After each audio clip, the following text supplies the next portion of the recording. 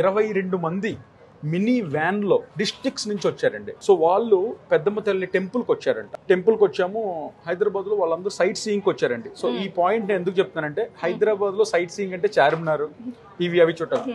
వారాహిని ఒక పాయింట్ కింద పెట్టుకొని వస్తే ఆ రోజు నేను అనుకున్నాను గెలిచేసాం. ఒక రామోజీ ఫిలిం సిటీనో, ఒక చార్మినారో, ఇంకొకటో షాపింగ్ పాయింట్స్ లేకపోతే విజిటింగ్ ప్లేసెస్ కింద పెట్టుకొని వస్తాం టూరిస్ట్. వాళ్ళు ఒక డిస్టిక్ నుంచి వచ్చి పెద్దమ్మ గుడి దగ్గరికి వెళ్ళి దగ్గరే వారాహి సిల్క్స్ ఉంది, మనం అందరం వెళ్ళాలని చెప్పి అందరూ వచ్చారు. మీరు రాగానే అడిగే క్వశ్చన్, నమస్తే మేడం మీకు ఏం కావాలని అడిగాం. మేము ఓన్లీ షాప్ చూడటానికి వచ్చామండి అన్నారు. షాప్ చూడటానికి వచ్చారు కదా, పర్లేదండి అన్నారు. 22 మంది వచ్చారండి, లేడీసే అందరూ. సో వాళ్ళు ఒక ట్రిప్ పెట్టుకున్నారు. ఆ 22 మంది షాప్కి వచ్చిన తర్వాత నా కళ్ళల్లో నీళ్ళు తిరిగి, అంటే ఇంతకంటే ఒక ఓనర్ కానీ ఒక ఫౌండర్ కానీ అంతకంటే ఆనందం ఏముంటుంది. ఒక షాప్ చూడటానికి వచ్చామండి, ఈ వీడియోలు చాలా చూసాం, ఒక్కసారి ఆ షాప్ను చూద్దామని వచ్చాను.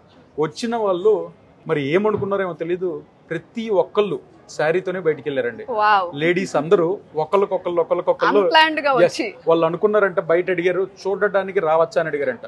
ఈ షాపు కొనడానికి అమ్మడానికే కాదండి, నచ్చినవి చూడటానికి కూడా రావచ్చు అని చెప్తే వాళ్ళు వచ్చి పైన కింద అందరు షాపింగ్ చేసుకుని ప్రతి ఒక్కళ్ళు వారాహి బ్యాగ్ తో వెళ్ళి భోజనం చేసి మాకు వెళ్ళేటప్పుడు ఫోన్ చేశారండి. నేను వెళ్ళేటప్పటికి వెళ్ళిపోయాను.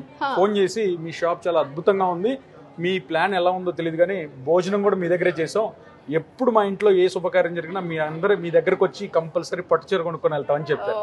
సో ఇది చాలా సార్లు చాలా ఎమోషనల్ గా మాకు కనెక్ట్ అయిందండి. అంటే ఒక కస్టమర్ షాపింగ్ పరంగా హాయ్ అంటే బాయ్ అనే ఫీలింగ్ కి ఒక ఎమోషనల్ కనెక్ట్ కి ఉన్న డిఫరెన్స్ ఏంటనేది మా వారాహి ఈరోజు చూపించింది అనమాట.